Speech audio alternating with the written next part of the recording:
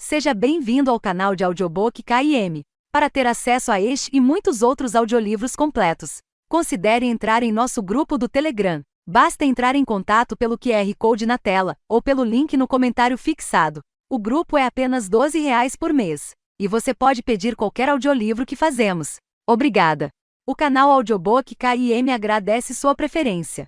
Esse audiolivro pode conter erros de pronúncia. Livro: A Ladra Amaldiçoada. Era uma vez as deusas Morte e Fortuna. Na noite mais fria do inverno, no canto mais escuro da floresta, elas se viram numa encruzilhada. Pairavam inescrutáveis na neve lisa como vidro, a Morte com seu manto de fumaça e sombras, a Fortuna com seu vestido de ouro e ossos. Mais do que isso não pode ser dito, já que nenhuma alma vê a Morte e a Fortuna da mesma forma, embora todas saibam reconhecer quando estão diante delas. Naquela noite, uma mulher foi fazer justamente isso, encontrá-las. Os cachos cor de cenoura e sem vida escapavam do gorro de lã, o rosto corado pelo vento estava tão castigado quanto a capa puída nos ombros. Trazia um lampião fraco, ardendo apenas o bastante para iluminar os flocos de neve que dançavam como vagalumes antes de se desfazer na escuridão. Na outra mão, segurava a luva surrada da menininha ao seu lado. Por favor, disse a mulher, tremendo, com a neve até as canelas. Já estamos com a corda no pescoço para alimentar 12 bocas, e essa daqui, ela dá azar. Aonde ela vai o leite azeda, a lã emaranha e os grãos se esparramam. Tudo que ela toca cai em desgraça. A menininha ficou em silêncio. Ela só tem. Fortuna inclinou a cabeça, e sua grinalda de moedas cintilou e tilintou, mudando de cobre para carvão, de prata para ouro. 3 anos? 10? Perdão, nunca sei quando se trata de humanos. 4, disse a Morte com a voz baixa e sombria, pois a Morte sempre sabe. A Fortuna torceu o nariz. Ela é uma criança. Está na idade de esparramar grãos e quebrar coisas.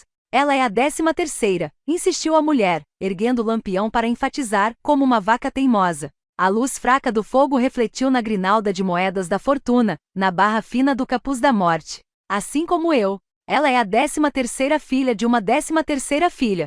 A sorte dela é apodrecida. Você disse aos seus outros filhos que a traria à floresta para encontrar sua sorte. A deusa menor tirou uma moeda da grinalda e deixou que dançasse entre os dedos, passando de cobre para prata, ouro e preto. Quando, na verdade, estava procurando por mim, completou a Morte com a voz aveludada da noite, e a mulher contorceu o rosto de vergonha. No entanto, aqui estamos nós duas. Você veio de longe e atravessou a escuridão e o gelo para nos fazer um pedido. Pedir uma bênção para a dama da sorte. É arriscado. Nunca dá para saber o resultado. O rosto da Fortuna variava de crueldade a compaixão conforme passava a moeda pelos dedos ágeis, brilhando entre o dia e a noite, o vermelho e o branco. Ao seu lado, a Morte não se mexia. Quem conhece meus dons sabe que, apesar de tirar bastante, dou muito pouco em troca. Mas posso afirmar, apenas uma de vocês voltará para casa. A mulher prendeu a respiração. Fortuna sorriu, e a moeda brilhou como o sol e a neve, a sombra e o sangue. Você procurou a Morte na floresta. Achou que o caminho de volta seria assim tão fácil? A mulher ficou em silêncio. A chama do lampião diminuiu. Peça, ordenou a Morte. O que quer de nós? O lampião tremia na mão da mulher, os nós dos dedos enrugados pelos calos e pelo frio. Eu quero o melhor, para todos. Escolha, ordenou a Morte mais uma vez. Qual das duas voltará? A mulher soltou a filha. A Fortuna ergueu o queixo da menina. Ali encontrou 2 olhos do preto mais profundo. Um rosto pálido e sardento e 2 tranças da cor da chama do lampião, amarradas com trapos. Qual é o seu nome? Perguntou a Morte enquanto a mulher saía correndo da encruzilhada, levando consigo a última migalha de luz. Vanja, foi a primeira coisa que eu disse às minhas madrinhas. Meu nome é Vanja. Jogos de cartas. Faz quase 13 anos que a Morte e a Fortuna me reivindicaram. Depois de tantos invernos e um longo e gelado caminho, hoje quase ninguém mais me chama de Vanja. Tum-tum, 2 batidas no teto da carruagem. A voz abafada do cocheiro ecoa aqui dentro. Quase lá, princesa. Não respondo. Não preciso, aprendi há muito tempo que princesas não devem resposta nenhuma aos criados. E durante boa parte do último ano, foi este o rosto que eu vesti, o da princesa. Ou, para ser mais exata, Gisele Bertilde Ludwila von Falbirg, do Principado de Sovabin, Prinzessinval do Sacro Império de Almândia. Futura Markgrafin Gisele blá blá blá von Regenbach do maior território do Império, a comarca de Boern. Assim que o Marquês conseguir marcar o casamento. O que se eu conseguir evitar não vai acontecer. A gente já volta nesse assunto. Com os olhos semicerrados, espio pela janelinha da carruagem contornada de ouro, estudando os blocos de madeira e gesso que compõem a mansão Eisendorf, da qual vamos nos aproximando. Vejo sombras nas janelas do primeiro andar, transformando o vidro em olhos rosados brilhando na penumbra crepuscular. Já parece estar cheio, até para uma festa domingo à noite. Ótimo, uma princesa deveria ser a última dos convidados dos von Eisendorf a chegar. Fiquei enrolando no meu quarto no castelo Regenbach por um motivo, afinal, me certificar de que pegaríamos o auge do trânsito de Minksha quando partimos, 1 hora atrás. Tenho outras motivações para analisar o cenário da mansão, no entanto, além de me certificar de que Prinzessin chegue elegantemente atrasada. Há menos janelas acesas no terceiro andar, mas eu ainda vejo duas ladeando as portas duplas de uma varanda grandiosa no quarto principal. A pergunta real dessa noite é se essa é a única varanda. Não. Consigo ver balcões menores dos dois lados. A luz das lamparinas só ilumina um deles, do quarto adjacente que parece compartilhar a chaminé maior do quarto principal. Essa chaminé solta fumaça no céu em estado de penumbra. Alguém poderia se perguntar por que os von Eisendorf estão com a lareira do quarto acesa se passarão a noite ocupados com convidados no andar de baixo. Eu apostaria 3 gulden inteiros que estão na verdade aquecendo o quarto de convidados vizinho, para o caso de para o caso de a Prinzessin precisar de um descanso. Eles não podem perder uma oportunidade de puxar o saco da futura esposa do Marquês. Alguém também poderia se perguntar por que me importo com chaminés, balcões menores e puxa-sacos. É porque esta noite, os von Eisendorf estão me dando uma oportunidade completamente diferente. E eu detestaria que essas oportunidades fossem desperdiçadas. O leve reflexo do meu sorriso surge na janela da carruagem. Um instante depois, desaparece, minha respiração esfumaçando o vidro por conta do frio do fim de novembro. Eu não deveria me arriscar. Deveria me acomodar no assento e voltar ao rosto sereno e gracioso da Prinzessin. Em vez disso, rapidamente calculo a distância entre nós e o primeiro guarda que encontraremos, e logo desenho curvas simples e distintas no vidro embaçado. E só aí eu me recosto e deixo meu sorriso mais plácido. Quando passamos pelo primeiro guarda, noto sua expressão de estranhamento. Ele acotovela o guarda ao lado, apontando para a janela da carruagem, e tenho quase certeza que ouço: uma bunda. E nunca ninguém vai acreditar em você, digo baixinho enquanto o desenho some no vidro. O tilintar dos sinos dos cavalos para quando chegamos à porta de carvalho antiga da mansão. Dou uma espiada no assento à frente e confirmo que minha sacola, uma bolsa de toalete discreta, ainda está guardada. Por enquanto vai ficar ali. Então fecho os olhos, oscilando com a carruagem enquanto o lacaio salta, e imagino 3 cartas de baralho viradas para baixo dançando em uma mesa. É hora de começar o meu jogo mais antigo, Encontre a Dama. Tem muitos truques para fazer esse jogo dar certo, mas a regra crucial é: apenas uma pessoa deve saber onde a carta certa está em todos os momentos. Essa pessoa sou eu. Passo os dedos pelo cordão de pérolas perfeitas e pesadas no meu pescoço. É mais por hábito. Eu saberia se estivessem soltas. Eu saberia. A porta da carruagem abre. Na minha mente viro a primeira carta para cima. A Prinzessin. Olhos prateados, cachos de um dourado claro, pérolas impecáveis sob veludo azul glacial e brocado bordô, um sorriso gentil com um quê misterioso. Até o nome Gisele é intrigante, descartando a pronúncia almânica forte em prol da boa orgenesa, de vogais doces e um G suavizado. É o tipo de afetação pretensiosa que a dama von Falbirga adorava esbanjar, sabendo que pessoas como os von Eisendorf iriam cair aos seus pés. É assim que o jogo começa, entendeu? Primeiro passo: mostra a carta que estão procurando. A Prinzessin desce da carruagem como uma visão. Isbeta e Gustav von Eisendorf estão esperando no saguão de entrada, os rostos radiantes quando finalmente me veem indo em direção à porta. O atraso, claro, não se trata apenas de mostrar que posso chegar quando bem quiser, mas de garantir que os outros convidados vejam que Isbeta e Gustav estão me esperando. Somente eu percebo o sinal de que a noite vai ser um sucesso. Afinal, quando a fortuna é sua madrinha, impossível não vê-la em ação. Nuvens leves e cinzentas como poeira de carvão se acumulam em volta dos von Eisendorf conforme eles seguem pelo corredor. É um agouro da má sorte que vou trazer para a casa deles.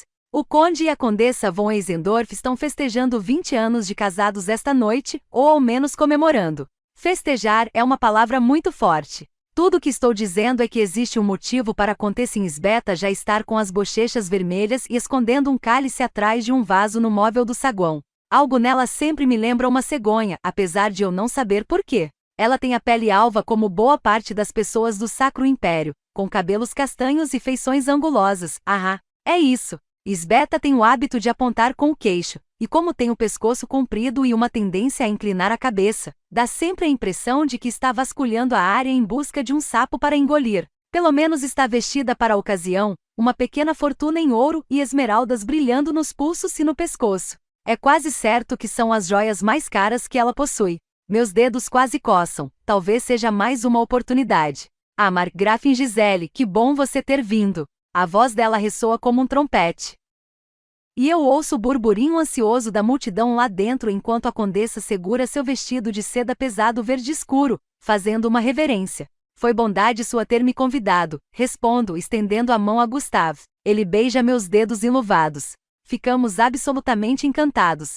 O velhaco Conde Gustav usa uma túnica caro bastante para alimentar todo o vilarejo de Eisendorf durante o inverno, item que incrivelmente não aplaca nem um pouco sua severa ausência de personalidade. E a marca molhada que ele deixa na minha luva também não ajuda. Eu retiro a mão e dou uma batidinha de brincadeira com um dedo na ponta do nariz de Esbeta. Eu ainda não sou a Markgrafin, sabe? Não até meu querido Adalbresta voltar e me tornar a mulher mais feliz de todo o Sacro Império. Meu querido noivo, Adalbresta von Reichenbach, marquês da extensa comarca de Boiern, passou todo o nosso noivado de 1 ano nas fronteiras a sul e a leste do Sacro Império de Almândia.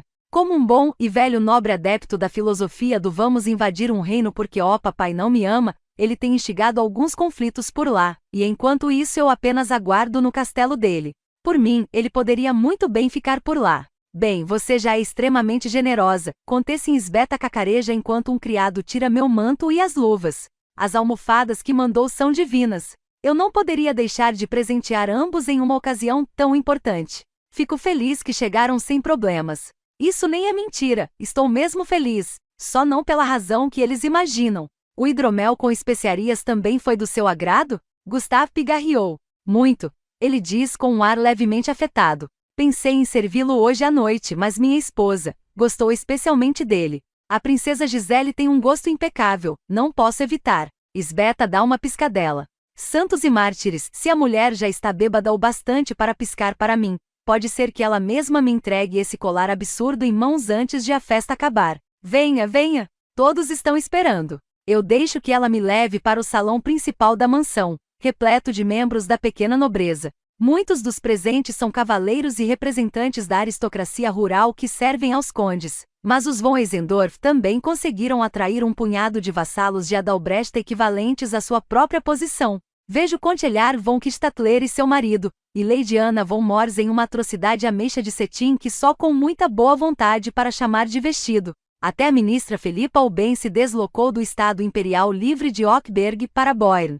Procuro na multidão por um rosto em particular e felizmente vejo que não está aqui. Minha madrinha Fortuna pode ter deixado a sorte a meu favor hoje, ou talvez Irgard von Irsching pense que é boa demais para se embebedar na companhia dos von Eisendorf. De qualquer forma, um problema a menos. Espero que os guardas não tenham te dado muito trabalho. Prinzessin Lady von Mors brinca, vindo até mim com um cálice de Glowey em cada mão. Ela tenta me passar um e se atrapalha um pouco até eu segurá-la. Ora, Gustav, nem mesmo o marquês põe tantos soldados na própria porta. Gustav bufa, insatisfeito. Todo cuidado é pouco. Disseram que os von Outirbur perderam quase 50 gilden para o centavo fantasma. Todos arfamos, surpresos.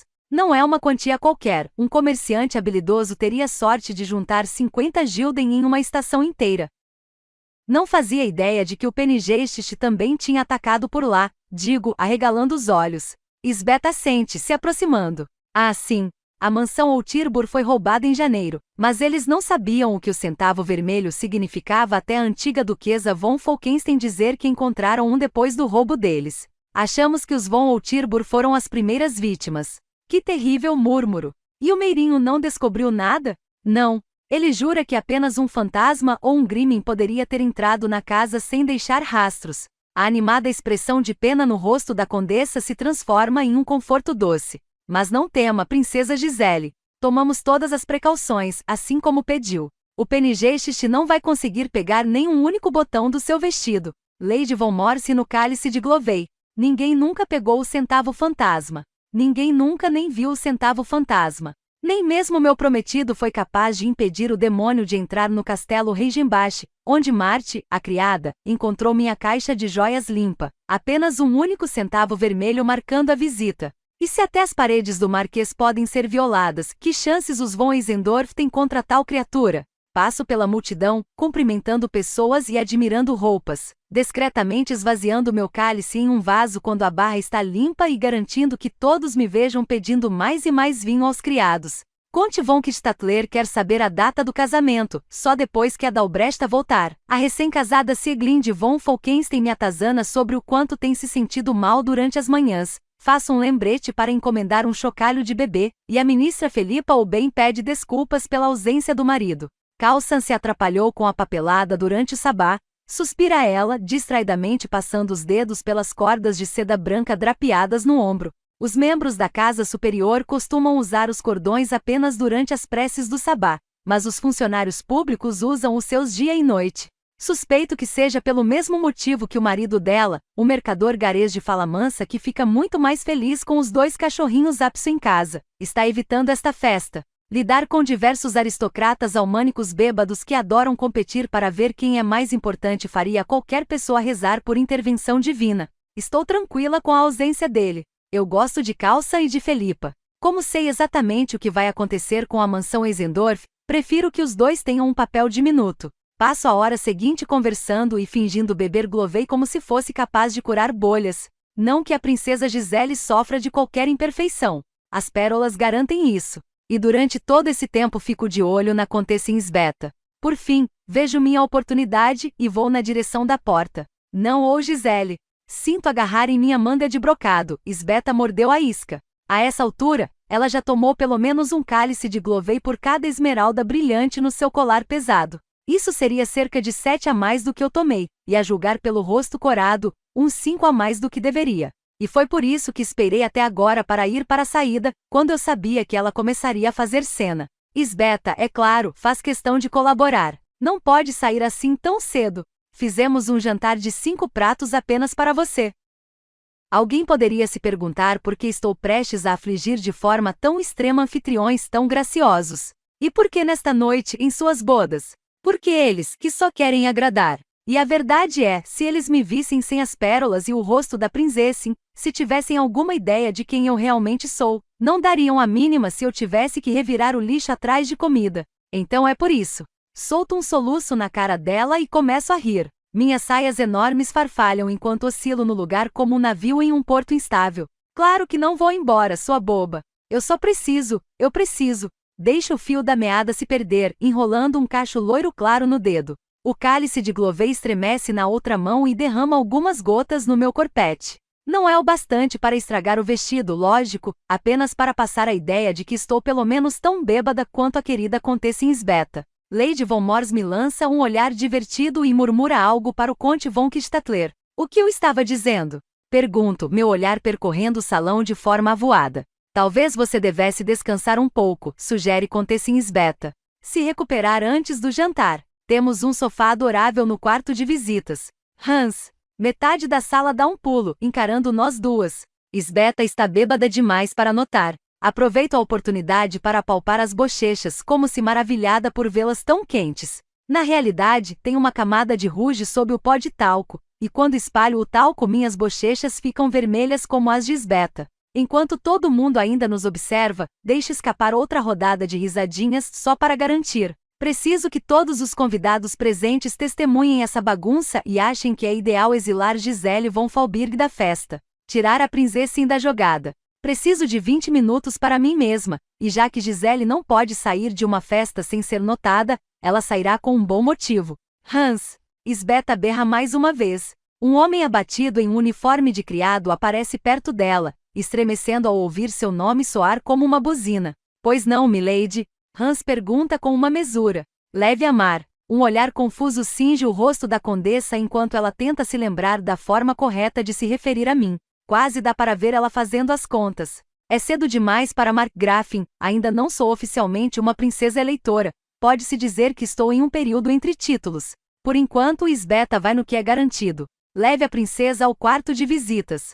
Seguro o braço de Hans e cambaleio até a porta, escondendo um sorriso. Sveta von Eisendorf já errou muito hoje à noite. Eu não estou bêbada. Não preciso descansar. Eu não sou Gisele Bertilde Ludwilla von Falberg. Numa coisa a condessa acertou, porém, até onde todo mundo sabe, ainda sou Gisele, e não uma plebeia impostora. E isso significa que, por enquanto, todos me chamam de Prinzessin. Como toque final, apoio o cálice de Glovey na mesa perto da porta, deixando-o perigosamente na beirada. Alguns instantes depois, um baque me diz que caiu no chão. Agora, todos ali poderão jurar aos deuses menores e maiores que nesta noite, Gisele von Falberg estava completamente bêbada e inteiramente incapaz da vilania que aconteceria a seguir. O pobre Hans aguenta firme a caminhada lenta pelos corredores mal iluminados do andar de cima da mansão Eisendorf, enquanto eu elogio seus senhores. O olhar amargo no rosto dele diz que os elogios são infundados. Não posso dizer que fico chocada. Marte, eu balbucio quando Hans abre a porta do quarto de visitas. Uma criada está atiçando o fogo da lareira, mas vai embora assim que Hans entra e me acomoda no sofá que Sveta elogiara. É realmente adorável, de um veludo verde claro, aquecido pelo fogo. E melhor ainda, está com as almofadas de pendões dourados que mandei de presente pelas bodas. Assim como eu imaginava. Eu me jogo sem nenhuma graciosidade no sofá, abanando o braço na direção de Hans. Minha criada, Marte. Traga-a para mim. Deve estar na copa. Ou na capela, ela é muito devota. Ela usa faço um gesto vago na direção da cabeça, encarando o teto. Um chapéu. Azul Reichenbach. Eu preciso dela imediatamente. Sim, Prinzessin. Hans faz uma mesura, pede licença e fecha a porta. Espero parada, prendendo a respiração, até os passos desaparecerem no corredor. Então saio do sofá e sento no chão. Subo as saias e encontro uma faquinha escondida em uma das minhas botas de couro elegantes. Para esse pedaço eu tenho pelo menos 5 minutos e no máximo 10. Da última vez que recebi os von Eisendorf, Gustav não calava a boca sobre a nova capela, então eu sei que fica do outro lado da copa na mansão. Hans, tragicamente, não vai encontrar Marte em nenhum dos dois lugares. E isso significa que tenho 5 minutos até ele voltar para se desculpar. Pego uma das almofadas que mandei e faço um corte cuidadoso. Um pouco do estofado sai. Quando enfio a mão dentro, encontro um saco de algodão pequeno, uma faixa de tecido escura e 2 capas de almofadas idênticas à que acabei de abrir, até com os mesmos pendões de seda. Rasgo a outra almofada com a mesma rapidez. Essa contém um vestido de linho e um vestido azul cinzento simples de criada, que guardei aqui antes de mandar as almofadas de presente para os von Eisendorf. Dentro de uma manga está um lenço cinza escuro. Na outra, um chapeuzinho modesto no azul Reichenbach. 5 minutos depois, minhas anáguas, chemise, o vestido cuidadosamente dobrado. A maior parte das minhas joias e uma quantidade respeitável das joias de outras pessoas estão dentro das almofadas novas. O bracelete de ouro de Anna von Mors, roubado na hora que ela me passou o Glovey. O brinco da ministra Oben, para ajudá-la a não entrar na lista de suspeitos. Anéis e quinquilharias que peguei da multidão, só o suficiente para sugerir que o ladrão estava entre eles. Existe uma chance de culparem os criados da mansão. Já aconteceu antes. O meirinho chega, os criados fazem filas, e eles vasculham as camas e reviram bolsos. Mas nem mesmo uma única bugiganga aparecerá ali, então a criadagem sairá dessa mais ou menos incólume. E eu sei muito bem que isso não é nem de longe a pior coisa que podem fazer com um criado. Jogo as capas de almofada arruinadas no fogo, as chamas consumindo tudo quase na mesma hora, e um leve cheiro de cabelo queimado aflora da seda. Tento não respirar aquilo enquanto tranço o cabelo e o coloco embaixo do chapéu azul Reichenbach. Uma das capas de almofada também limpa os restos da minha maquiagem, já que nenhuma criada poderia usar uma coisa dessa, e meu tempo como Prinzessin está acabando. No entanto, o toque final exige um espelho, e não porque preciso ver o que estou fazendo, mas para garantir que funciona. Por sorte, não tem nada que Gustav von Eisendorf ame mais do que se exibir, e há espelhos caros de corpo inteiro dispostos por todo o quarto de hóspedes. Paro diante do espelho mais perto, do pescoço para baixo, sou uma criada em um discreto uniforme do castelo Reichenbach, preenchendo-o bem com curvas que seriam chamadas de ambiciosas para uma donzela de quase 17 anos como eu. Do queixo para cima, algumas mechas de cabelo platinado escapam do chapéu azul, e olhos prateados piscam de um rosto em formato de coração. Mesmo sem maquiagem, rosas vermelhas florescem nas bochechas de marfim, e meus lábios cheios exibem um brilho corado natural. O cabelo é como o brilho do sol, os olhos como o luar, e os dois são cruciais para a imagem da garota que a comarca de Boern conhece como Gisele von Faulberg, assim como seu famoso colar de pérolas perfeitamente idênticas. Eu o tiro do pescoço. O efeito é imediato. Meu rosto se alonga, fica mais magro, e exibe uma fartura de sardas. Meus olhos escurecem até ficarem pretos. Os poucos fios soltos de cabelo assumem um tom laranja enferrujado.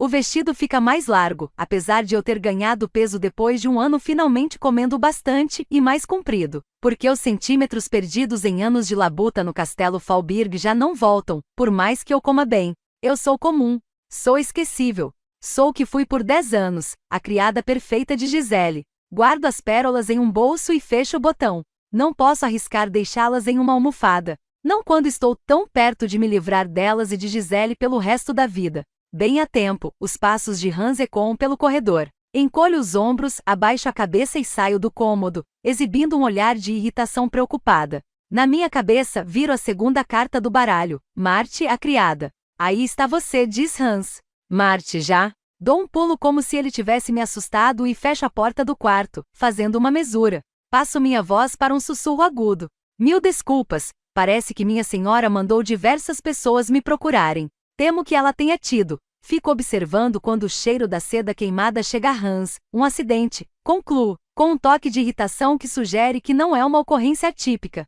O rosto de Hans se suaviza por simpatia. Não posso deixá-la, mas preciso pegar a bolsa de toalete da carruagem.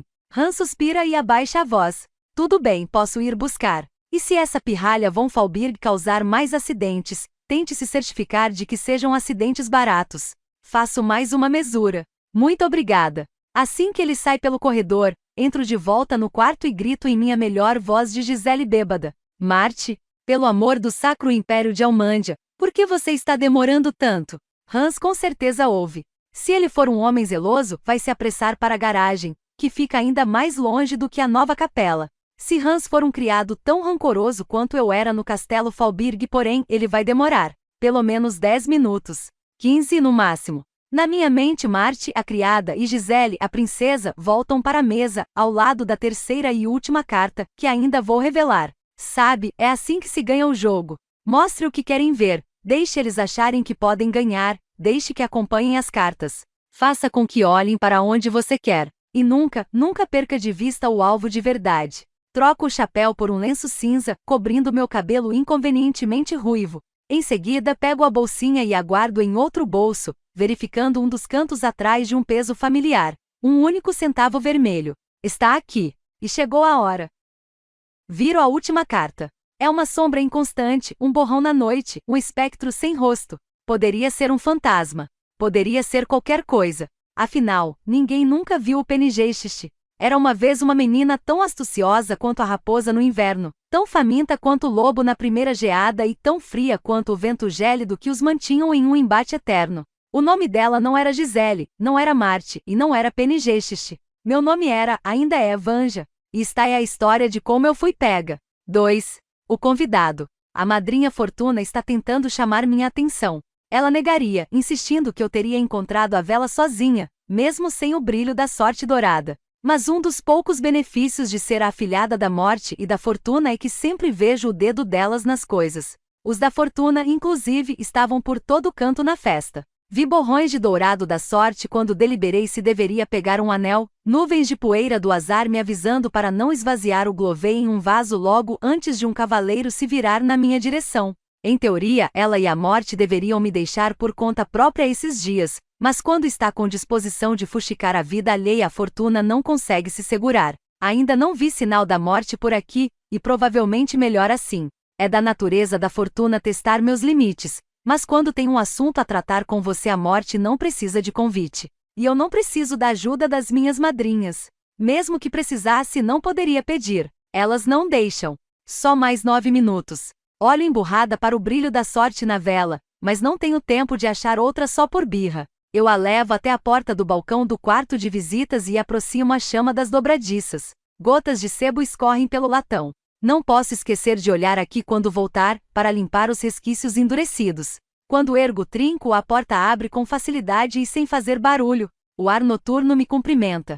Essa é a segunda época que mais odeio do ano, com toda a chuva e a umidade, as folhas de outono se transformando em maços encharcados, o solo que não decide se vai congelar ou não. Ainda assim, outra ganha essa disputa. Para mim, a pior época, apesar de toda a alegria e as festas, é o auge do inverno. Isso, porém, é um problema da Vanja, e não do PNG. Uma camada de névoa se esparramou pelos campos lamacentos, e a lua nova não emite nenhum brilho. Minha respiração condensa no ar gelado, mas só dá para ver contra o reflexo da luz das tochas lá embaixo. Um murmúrio de vozes baixas vem do térreo. O punhado de guardas do lado de fora vai manter os olhos fixos na névoa, talvez procurando algo nos galhos esqueléticos da floresta de Eiswald mais além. Eles não vão estar olhando para a mansão. Estimo a distância entre o balcão do quarto de hóspedes e a varanda do quarto do conde e da condessa. Eles mesmos haviam me contado todas as precauções que tomaram contra o centavo fantasma, colocando não só um guarda do lado de fora do solar, mas 2, jurando que era a única forma de entrar. Tinham até pedido a um sacerdote da deusa Eiswald para benzer o cômodo com o intuito de afastar fantasmas. Eu poderia ter dito que não havia fantasma nenhum, só euzinha e alguns boatos criativos. Poderia ter dito que havia diversas formas de entrar no quarto, eles que só tinham entrado pelo solar. Poderia ter dito que não deveriam contar suas medidas de segurança para ninguém. Mesmo que acreditassem que a princesa Gisele era muito conhecida e bem de vida, para se dar ao trabalho de roubar um centavo de cobre que fosse. Só que eu não fiz isso, porque quando se está lidando com pessoas como o conde e a condessa von Eisendorf, a grande questão é, provavelmente elas merecem ser roubadas. E em vez de ficarem guardadas pegando poeira, suas riquezas podem ir para alguém que merece ser rica. Normalmente eu. Existe um ditado no Sacro Império: o pequeno ladrão rouba ouro, mas o grande rouba reinos inteiros, e só um deles vai parar na forca. Não sei se concordo. Não me interesso muito por reinos, menos ainda por dançar com o carrasco. E fiquei muito boa, talvez até ótima, em roubar ouro. A distância entre o meu balcão e a varanda é maior do que eu gostaria, mas não impossível. Além disso, eu não mandei tantos presentes de bodas para os von Eisendorf para sair de mãos abanando. Subo na balaustrada do balcão e cuidadosamente me encaminho para a viga de madeira na parede à minha direita. Não é larga o bastante para que eu atravesse por cima, mas oferece um apoio para os pés. Me preparo e pulo, firmando o pé direito na madeira e me impelindo o resto da distância até a varanda. Com um baque, eu bato na balaustrada mais firme da varanda e abraço a pedra fria, rolando o mais rápido possível e prendendo a respiração. Tento ignorar o som do meu batimento cardíaco acelerado e prestar atenção a qualquer barulho diferente. Os guardas lá embaixo não chegam nem a parar de conversar. Fico de pé e cuidadosamente tento abrir as portas da varanda, estão trancadas. Já imaginava, assim tão perto do inverno. O que nos leva ao presente ao qual eu sabia que Sveta não ia resistir, o hidromel de especiarias. Não é nenhum segredo que Sveta gosta de uma garrafa, e não tem nada que ela ame mais do que um bom hidromel de especiarias em uma noite de inverno. Ela também está na casa dos 40 e provavelmente sofre de suores noturnos. Se for pelo menos um pouco parecida com a dama von Falbirg, deve piorar quando ela bebe.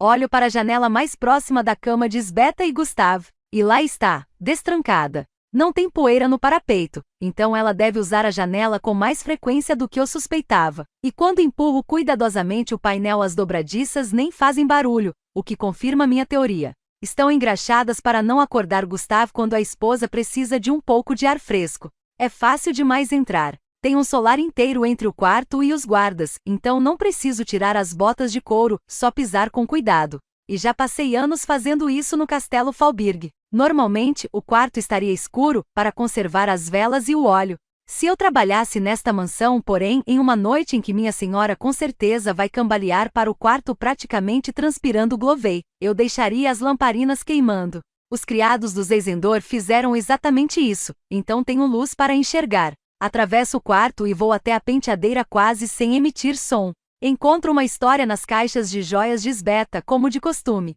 Há uma caixa aberta de anéis ao lado, 7 deles do lado de fora, em um montinho, todos extravagantes e dourados, para combinar com o bordado do vestido daquela noite. Todos os 7 anéis retirados de uma vez só, provavelmente pela insistência de Gustav de que ela não cobrisse a aliança naquela celebração de 20 anos de matrimônio. Brincos, pulseiras e colares estão em uma desordem semelhante, mas só alguns foram tirados da caixa, como se ela os tivesse escolhido na pressa, para compensar a falta de joias nas mãos. Algumas pedras preciosas, porém a mais valiosa está no seu pescoço. Talvez ela consiga ficar com o colar. Vamos ver se a fortuna decide continuar se intrometendo. Admiro aquele esplendor por um instante, notando os ângulos nas portas do armário, a inclinação das tampas das caixas. Então pego a bolsinha de linho, tiro de dentro o centavo solitário, o coloco no bolso e começo a colheita. O Penigeste vem trabalhando arduamente o ano inteiro, pegando joias da aristocracia boerninha como se fossem maçãs de um pomar sem dono. Eles certamente deixavam muita coisa dando sopa. Eu nunca teria conseguido me safar dessa nos Estados Imperiais Livres, onde os habitantes mais espertos e implacáveis de Almândia treinavam por anos para se juntar à ordem dos prefeitos das cortes divinas, que servem como instrumentos das leis dos deuses menores. Nos principados e comarcas governados pela nobreza, porém, o meirinho normalmente é o cunhado folgado de alguém, que não vai ficar criando caso se houver alguma inconsistência nas finanças de um conde. Então, se eu for pega na comarca de Boern, a culpa vai ser só minha, mas não vou ser pega. Não posso ser. Os von Eisendorf estão entre os vassalos mais ricos de Adalbrecht, e eu estava secretamente torcendo para que o roubo de hoje à noite fosse meu último, mas a soma dos meus esforços ainda está menor do que precisa ser. Juntei 700 gulden até agora, e preciso chegar a 1000. Esse vai ser o preço da segurança, da minha liberdade. Porque tem duas coisas que ninguém conta sobre ser a filhada de deuses. Primeiro, nada de graça, nem mesmo o amor de uma mãe. E segundo, é muito, muito caro ter uma dívida com um deus. Encaro os itens de ouro e prata e as joias no meu saco. Não consigo dizer ao certo, aceito o que o penhor me pagar, mas chutaria que depois desta noite devo ficar com algo entre 800 e 900 gulden. Não é o suficiente, mas estou quase lá. Tem um truque para fazer isso: colocar primeiro as coisas menores para se encaixarem no fundo e não ficarem sacudindo no saco. Anéis, brincos, broches, depois pulseiras e aí colares, às vezes uma coroa ou tiara, se eu estiver me sentindo sortuda. Um borrão prateado rola da penteadeira. Pego segundos antes de cair no chão de pedra. É pesado mais do que deveria. Quando abro os dedos, vejo um anel que não parece se encaixar na coleção de esbeta. Não é de prata, mas de estanho frio moldado como garras com uma pedra da lua perfeita encaixada entre elas. Bom, isso conta uma história completamente diferente. Ouço um barulho do lado de fora. Primeiro decido ignorar. O anel é muito mais interessante do que a chegada de um convidado atrasado. Então, o barulho fica mais alto do que deveria. Dezenas de cavalos, talvez uns 50. Os Eisendorf são ricos, mas não importantes o bastante para receber uma visita que esbanja uma comitiva dessas. Uma corneta ressoa e ouço a comoção no térreo, o que significa que a festa notou o recém-chegado surpresa. E isso significa que minha janela de tempo para terminar esse trabalho está diminuindo, já que o pátio vai se encher de convidados boquiabertos.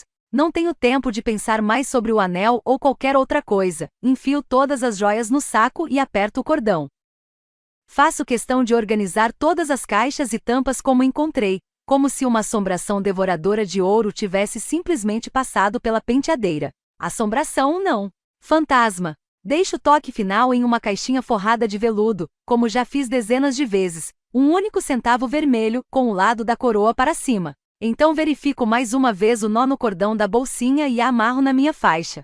Quando saio pela janela do quarto, vejo as flâmulas dos primeiros cavaleiros atravessando a névoa, a imagem de um lobo branco de pé, com adornos dourados no pescoço, em contraste com o campo do inconfundível azul Reichenbach. É a insígnia pessoal de Adalbrecht von Reichenbach, Marquês de Boern, o prometido de Gisele. Seit, xingo baixo. Empurro a janela até praticamente fechar, subo na balaustrada e me atiro no balcão do quarto de hóspedes antes que eu comece a pensar demais. Minhas memórias de Adalbrecht vão arrancar a carta do Penigeste da minha mão se eu permitir. É impossível pensar em fechaduras e centavos e planos astutos quando todos os nervos do meu corpo só querem fugir. Porém, existe uma solução fundamental para sair de uma encrenca e esta nunca muda. O truque é não entrar em pânico. Já estive em situações piores, acho. Talvez não. Quando pisco, vejo a poeira do azar pelo canto do olho, já que minha sorte definitivamente mudou. Mas não pode ser tão ruim assim, já que não vejo a madrinha morte em ação. Por enquanto. Não entre em pânico. O barulho dos cascos de cavalos está tão alto agora que nem preciso temer que os guardas lá embaixo me ouçam entrando no quarto. Puxo as cortinas dos painéis de vidro da porta do balcão, desamarro o saquinho e o enfio embaixo das almofadas no sofá, junto com o lenço. A carta do PNGXT desaparece. Marte, a criada, ressurge. Ainda estou ajustando o chapéu azul na cabeça quando corro até a porta do quarto para olhar lá fora. Hans acabou de virar no corredor, trazendo a bolsa de toalete de couro que o mandei buscar. Ele me vê olhando e acelera o passo. Precisa se apressar, Fräulein Marte, o marquês está vindo. Pego a bolsa da sua mão, tomando cuidado para impedir que ele veja o quarto. Já ouvi. Obrigada pela ajuda. Minha senhora estará pronta em 5 minutos. Fecho a porta antes que ele possa protestar. Eu sei o que ele diria. Ninguém em sã consciência pediria a Adalbrecht von Reichenbach para esperar por meio instante, muito menos 5 minutos. Só preciso de uma desculpa para os barulhos que vão vir do quarto. Má arte, resmungo na voz de Gisele bêbada, sabendo que Hans vai repassar o que ouvir para a condessa me deixe bonita. Então, rasgo a bolsa e começo o trabalho. Dentro há potes de argila com rótulos de pó, pomadas e tônicos, itens que uma nobre senhora poderia pedir a qualquer instante. Na verdade, são potes cheios até a metade de banha, óleo de lamparina e talco em pó, misturados à essência de qualquer óleo ou erva fedorenta que consegui arranjar. É o jeito perfeito de transportar joias roubadas, escondidas em gosmas pesadas o bastante para abafar o barulho, opacas demais para que seja impossível ver através delas e com um aroma tão pungente que ninguém vai querer inspecionar por muito tempo. Assim que fecho rapidamente todos os potes, tiro o resto da roupa de dentro das almofadas e me troco o mais rápido que consigo, apesar do suor que gruda o vestido à minha pele. A bolsa tem um painel com um fundo falso. E tiro o enchimento dali para esconder o uniforme de criada no lugar. Escuto vozes no pátio quando o som dos cascos cessa. Adalbrecht já deve estar à porta. Sinto náusea. Suponho que pelo menos isso vai ajudar com a impressão de enjoo do vinho. Não consigo entender o que o Conde Gustave diz enquanto pego o enchimento e enfio nas almofadas novas, mas ouço as risadas dos convidados. Enrolem e imploro em silêncio, enrolem o máximo que der. Soco os últimos pedaços do enchimento de volta nas almofadas e as fecho, depois corro até o espelho com as pérolas nas mãos. A porta da mansão rende dolorosamente quando abre. Não entre em pânico, ordeno a mim mesma, e ponho as pérolas no pescoço. O pânico faria meus dedos estremecerem. E ninguém tem tempo para isso. Logo encontro o fecho do colar e fecho bem. Minhas bochechas ficam lisas e rosadas, meus quadris e peito aumentam, e a cor se esvai do meu cabelo enquanto desfaço a trança.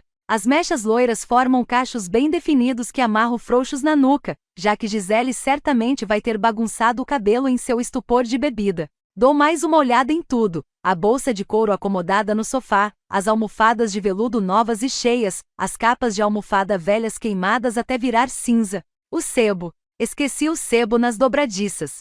Pego a faquinha na lareira onde a deixei, corro até a porta do balcão e limpo o metal. Conversas surgem na escadaria próxima, e o som de botas pesadas ecoa no assoalho.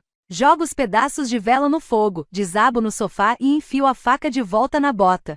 Meu pé volta ao chão no instante em que a porta do quarto estremece com uma batida. Para minha surpresa, é a voz de Isbeta que ressoa pela madeira. Gisele, venha rápido. O marquês mandou um mensageiro.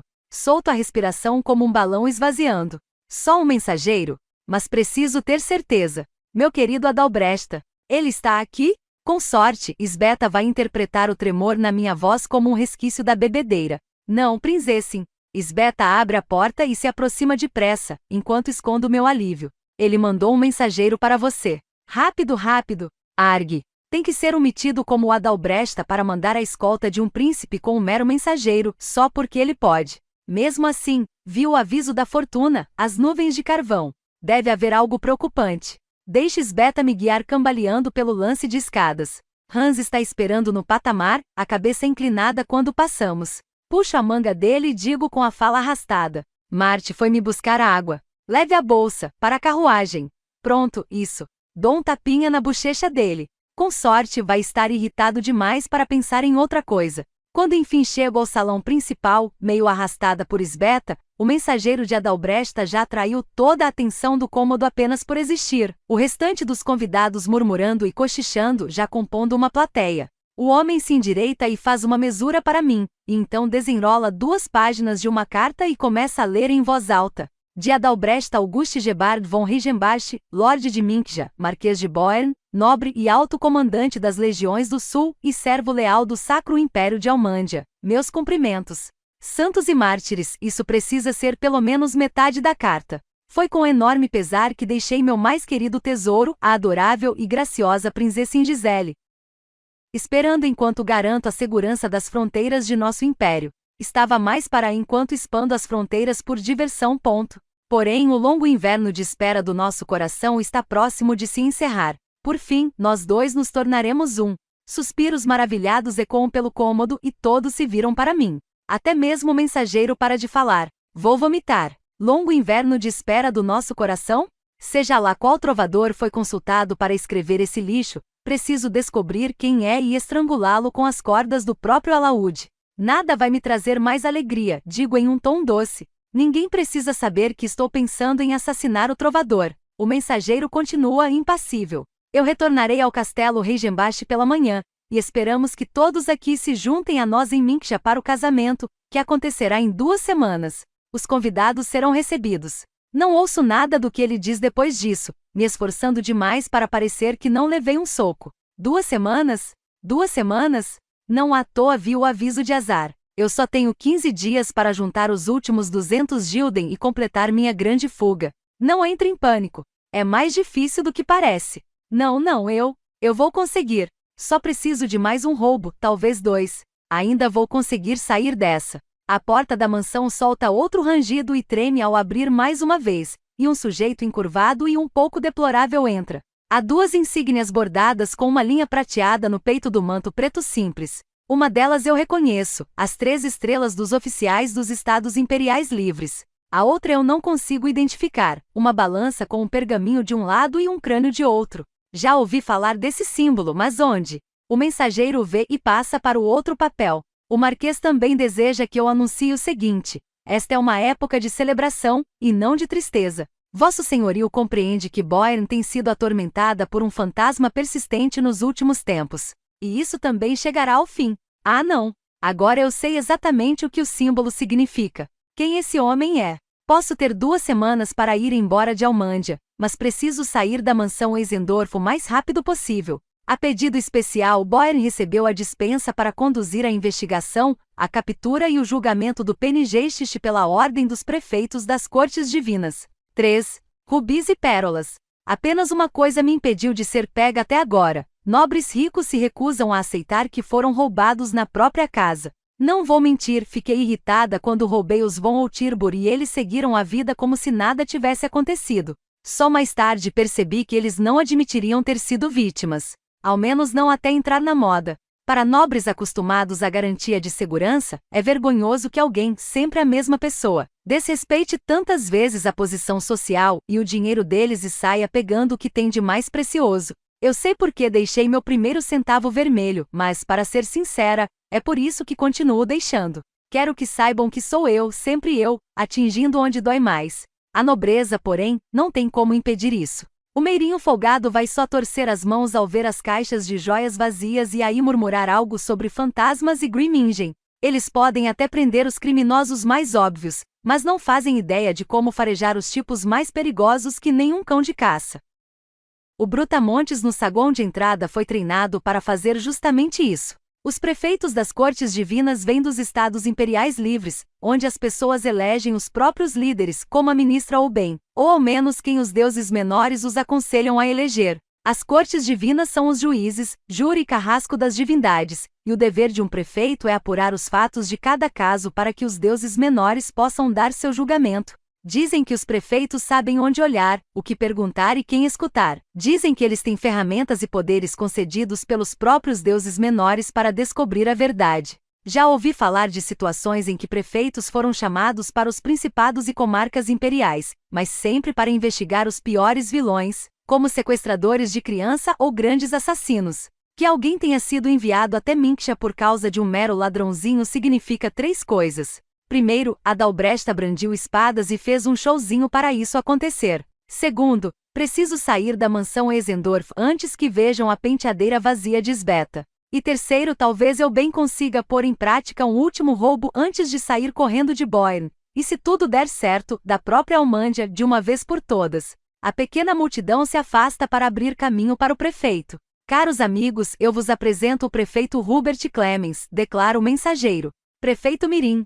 A voz vinda da entrada é abafada por camadas e mais camadas de lã e peliças, mas ainda sai claro o bastante para o mensageiro parar no meio da frase, provavelmente porque parece bem mais jovem do que qualquer um de nós esperava. Um instante depois, o porteiro ajuda o prefeito Mirim, a tirar o manto e o cachecol. É como tirar o caroço de uma azeitona. O que parecia ser um homem do tamanho de um urso de repente se transforma em um menino franzino que não deve ter mais de 18 anos. O casaco de lã escura está largo nos ombros, nitidamente um uniforme para alguém mais corpulento. O que consigo ver do colete cinza e das calças escuras parece servir um pouco melhor, o que não chega a ser grande coisa. O cabelo preto é curto, similar ao de um plebeu, mas partido de lado e tão bem penteado quanto o de qualquer nobre. No geral, ele dá a impressão de um conjunto de tacos de bilhar que se sindicalizaram e resolveram solucionar crimes. Do pouco que lembro dos meus irmãos, esse garoto parece exatamente o tipo de pessoa que eles teriam atirado em um chiqueiro só por diversão. O efeito só aumenta quando ele vasculha o bolso do peitoral, tira óculos redondos e os coloca no rosto pálido e estreito. Prefeito Mirim Emerick Conrad, ao seu dispor, diz o garoto piscando intensamente. Então lembra que não está mais em um dos estados imperiais livres e acrescenta nervoso, senhor. Meu pânico começa a esmaecer. Ao menos em relação ao prefeito. O marquês requisitou o prefeito Clemens, réplica o mensageiro de Adalbresta em tom de acusação. O garoto inclina a cabeça em um pedido de desculpas, curvando os ombros. Com as pérolas quase posso encará-lo nos olhos. Acho que ele seria alguns centímetros mais alto que eu se ficasse reto, mas seu principal objetivo parece ser ocupar o menor espaço possível. Sim, senhor, ele ficou preso em Lodz. Fui mandado na frente para começar a investigação preliminar. Ele tira de outro bolso um pequeno caderno e um bastão de carvão embrulhado em papel. Eu gostaria de começar a recolher depoimentos. Conte von Eisendorf ergue a mão. Duvido que alguém aqui esteja sóbrio o bastante para dar um relato útil dos acontecimentos, prefeito. Não quer comemorar conosco esta noite e deixar as perguntas para amanhã? Ouço o garoto murmurar um prefeito Mirim aflito baixinho, antes de dar de ombros. Se for melhor assim. Senhor, com certeza é melhor para mim. Considerando que em algum lugar da propriedade, Hans, o criado, está deixando na minha carruagem uma bolsa cheia de joias roubadas dos Eisendorf sem nem saber. A próxima 1h30 vira um borrão. Só estou vagamente presente durante o jantar, mas não é difícil manter a fachada de Gisele, alegre, brilhando e ainda meio bêbada enquanto recebe todas as felicitações. Enquanto isso, minha mente continua girando como as engrenagens de um relógio. Algumas almas corajosas tentam iniciar uma conversa com o prefeito Mirim Emerick Conrad, que está sentado emburrado na ponta da mesa, mas desistem logo, parecendo quase tão infelizes quanto ele. Pela primeira vez, é fácil ir embora com relativamente pouco alarde depois do jantar. Os outros convidados estão ou conversando sobre o casamento, ou empanturrados demais de comida e vinho para me notarem pedindo baixinho pelo meu manto e as luvas. Até Esbeta está cochilando em uma poltrona gigantesca. Meu cocheiro foi convocado, e parte do séquito do mensageiro vai me acompanhar de volta a Minksha, capital de Boyne. Tudo que resta é esperar no saguão pela carruagem. Ou era o que eu achava. Estou parada do lado da janela em meu manto de veludo azul claro com pelica de Marta, que me deixa verdadeiramente angelical, olhando à noite, quando um reflexo no vidro se mexe atrás de mim. Eu viro. O prefeito Mirim Emerick Conrad está parado a poucos metros. De perto, é fácil ver como está praticamente nadando no uniforme grande demais. Ele dá uma tossidinha constrangida. Mil desculpas se te assustei, princesim. Eu assinto, graciosa. Posso ajudar? Queria oferecer meus parabéns pelo casamento iminente, diz ele muito rápido, empurrando os óculos nariz acima, e perguntar se não seria problema ouvir seu depoimento amanhã cedo. O centavo fantasma roubou de você também, correto? Isso mesmo, confirmo, e com isso quero dizer que me certifiquei de que todos me viram usando alguns dos bibelos mais valiosos de Gisele. Dei uma festa do tipo que o PNG costuma invadir, e imediatamente vendi todas as joias para o meu receptor. Ficarei feliz de contar tudo que sei minto. Então, abro um sorriso beatífico no meu rosto, no rosto de Gisele. Eu sei o efeito que esse sorriso tem nas pessoas. Eu estava lá na primeira vez que as pérolas encantadas foram colocadas no pescoço da verdadeira Gisele. Vi a transformação dela, como seu sorriso parecia iluminar o ambiente e partir o coração de todos, tudo de uma vez só, do melhor jeito possível. Anos atrás, enquanto eu remendava o manto de inverno de Gisele e ela estava caçando na floresta, refinei uma teoria sobre o desejo. No meu mundo existiam 3 motivos para alguém ser desejado: lucro, prazer ou poder. Se você preenchesse apenas um requisito, as pessoas te usavam. 2. Elas te enxergavam. 3. Te serviam. Pelo que vejo, as pérolas completam a trindade. Identificam o que alguém pode querer, que nem sabia que queria, e então fazem acreditar que apenas o portador do colar pode lhe dar tal coisa. As pessoas querem a amizade, a companhia, a aprovação de quem usa as pérolas, e muitos compartilhar a cama com ela. A julgar pelo olhar levemente estupefato de Emerick, deduzo que nem mesmo um prefeito das cortes divinas é imune a isso. Ouço as rodas da carruagem do lado de fora, e a porta da mansão se abre. É a minha deixa. Faço uma mesura rápida para Emerick. Prefeito Conrad. Enquanto a porta se fecha atrás de mim, ouço a correção agitada. Prefeito Mirim. Não acho que ele vá ser um problema. Um dos empregados me ajuda a subir na carruagem azul Eigenbach, e eu olho para o canto. A bolsa está lá, os jarros de cerâmica tilintando baixinho com o movimento da carruagem assim que entro. Me acomodo perto dela, ajustando as saias de forma a cobri-la, e aceito uma bolsa de água quente do lacaio, posicionando-a no colo para me esquentar enquanto a porta fecha, e então me enrolo com um cobertor de peles pesado para me proteger do frio. É um percurso longo até Minksha, mas ao menos terei tempo para pensar. A carruagem da partida, e eu me encolho mais na pele. Pelo que consigo avaliar, estou com 3 problemas. Primeiro, não tenho dinheiro suficiente para ir embora agora. Nas mãos de uma condessa gastadeira, 1000 gilden durariam cerca de 5 meses, na de uma trabalhadora comedida, 5 anos. É o suficiente para que eu consiga ir embora do Sacro Império de Almândia, atravesse uma das fronteiras em que não esteja acontecendo um banho de sangue e compre, não sei ainda, um navio? Uma loja? Uma fazenda? Tudo o que importa é que vai me comprar uma vida bem longe daqui. E precisa ser longe, se é para fugir das minhas madrinhas. Longe o bastante para que as duas percam qualquer controle sobre mim. A morte me disse uma vez que ela e a fortuna são diferentes além das fronteiras do Sacro Império. Que os deuses menores e seus fiéis são como rios e vales, um ajudando a moldar o outro ao longo dos anos. Em outras terras ela é uma mensageira, um cachorro preto, uma rainha guerreira. A fortuna é uma cornucópia, uma deusa de 8 faces, um titã de cabeça de serpente. Exibem formas diferentes e cumprem leis diferentes. Então talvez, fora do Sacro Império, elas não sejam mais minhas madrinhas. É a única forma que consigo pensar de me ver livre delas. O que tenho agora me possibilitaria atravessar a fronteira, mas eu seria mais uma vez uma plebeia, estaria sozinha, sem amigos e sem um tostão, e sei o que acontece com garotas assim. Planejei resolver esse problema com outro roubo, mas, agora que a Dalbresta vai voltar, tenho 2 semanas para resolver o problema do dinheiro e descobrir como fugir do meu segundo problema, o futuro marido de Gisele. Normalmente, o único transtorno para resolver quando se está lidando com um problema como a Dalbresta seria decidir entre arsênico ou cicuta. O que me impede de ir por essa rota é o meu terceiro problema, os prefeitos. Bem, não o prefeito Mirim Molenga, só a ameaça iminente do prefeito Clemens. Um prefeito experiente vai ser capaz de me ligar ao assassinato de Adalbresta e convocar os deuses menores para decidir minha punição. Acho que nem a morte nem a fortuna poderiam me salvar nessa. É um quebra-cabeça, como arrombar uma fechadura, tentando alinhar os pinos até a trava abrir. Se eu arrumar uma visita a outra família nobre... Não, Gisele é conhecida demais, especialmente considerando o casamento, e certamente vai ser conectada ao crime. E se fizermos uma festa no Castelo Reigenbach? Poderia dar certo.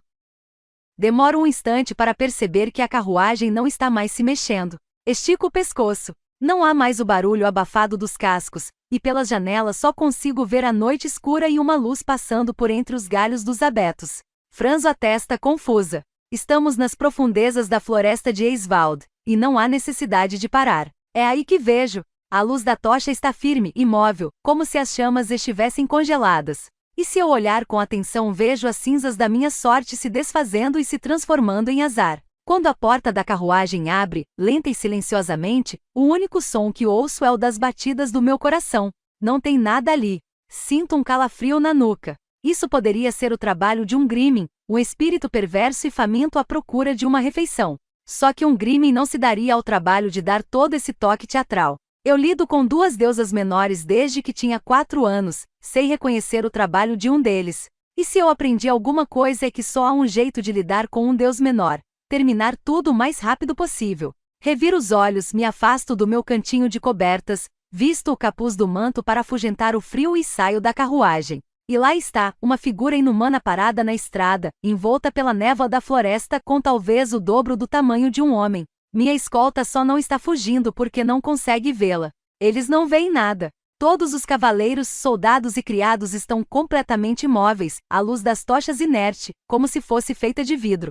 Isso significa que seja lá qual Deus menor está fazendo isso, é ao menos poderoso o suficiente para parar o tempo por um instante. Tenho um mau pressentimento. Esse Deus menor tem a cabeça de um crânio de urso, e luzes vermelhas idênticas. Fim da amostra do audiolivro. Caso queira ouvir inteiro, entre em contato pelo QR Code na tela para ter acesso exclusivo ao nosso canal no Telegram. Obrigada por ouvir.